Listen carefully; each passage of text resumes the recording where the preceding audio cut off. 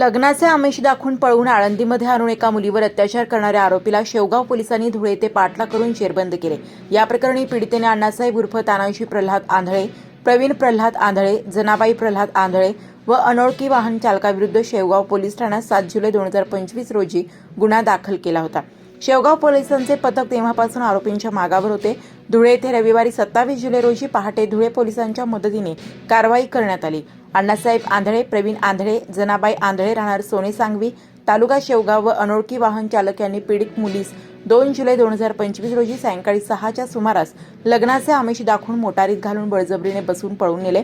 आरडाओरडा केल्यावर अंगावर ऍसिड टाकू अशी धमकी दिली। त्यानंतर मुलीला आरोपींनी आळंदी येथे खासगी मुलींच्या वारकरी शिक्षण संस्थेत आणले।